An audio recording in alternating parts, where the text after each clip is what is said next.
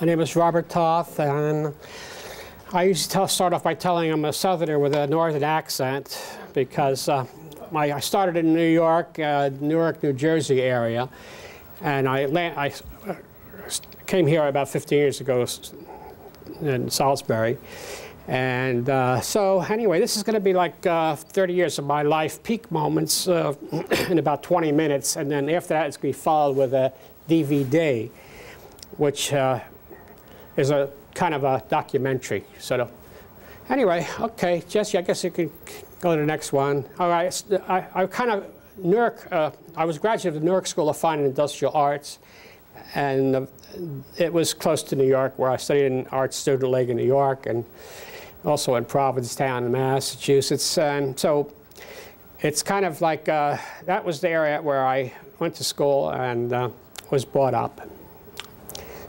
And I got involved with the movie industry through the work I do.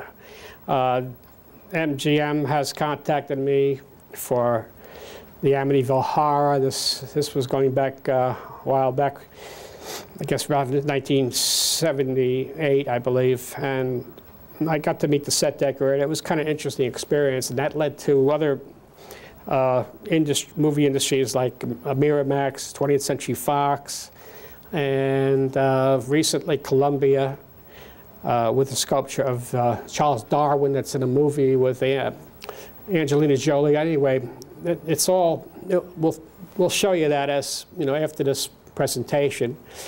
This was in a movie with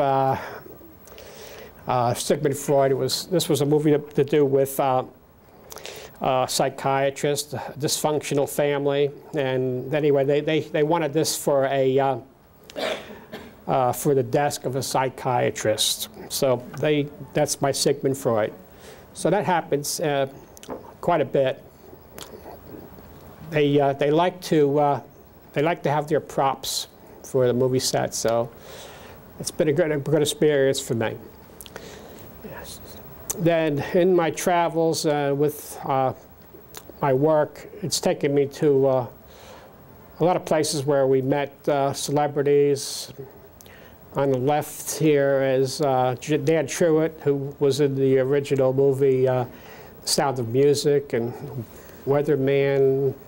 You know who, I forget his name now, Willard Scott. Yeah. So I meet a lot of people in my travels over the years. It's kind of interesting. And so that's kind of like a interesting experience I've had. Met Phil Donahue and people like that.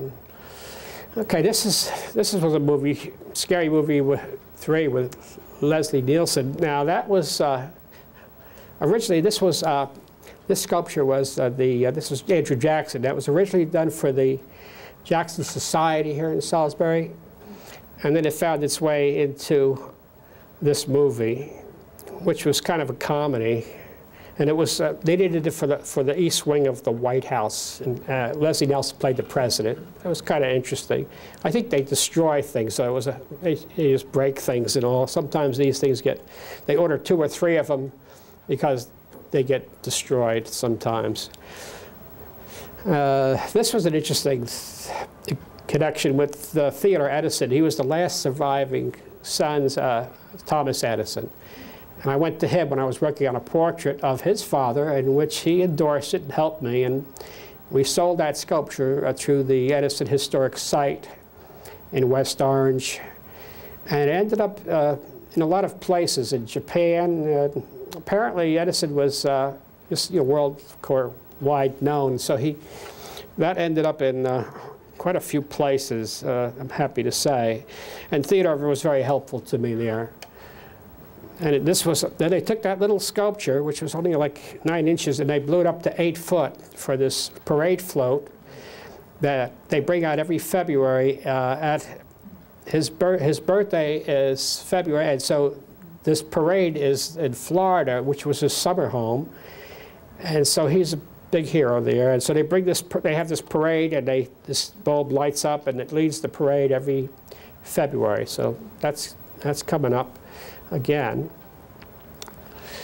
There's some more Edison, the three-dimensional, the large one, and then this is a bas relief. And Theodore approved of them, and you can see the light bulb, the motion picture camera at the bottom, and the phonograph, three major inventions. So we sold that through the Edison Historic Site, and it ended up all over the world because people would visit the historic site, and they would pick up a little brochure, would order for them, and it turned out when I went back home, I got these orders from Australia and Japan and everywhere. So it was an interesting experience to see how many pieces we sold over the years, quite a few. So Edison has been very popular with me. Beethoven, Verdi, and Caruso, originally commissioned by Lincoln Center in New York City. I did a whole series for them, and I used to live only about 7 miles from Manhattan, so I was actually manufacturing these pieces. Many of them are just fired bisque and then bronze painted with just regular paints, and then a little metallic. The real bronzes could go up to $7,000, and in fact, the Beethoven was purchased by Anne Rice, the writer. She was writing a book called The Violin about 10 years ago, and she wanted that, so she said it inspired her to write the book. Now this is the high-end limited edition bronze page on my website. Oh, in fact, all of this is from my website. That's how I do business. Website I started 15 years ago, and that's been my source of income.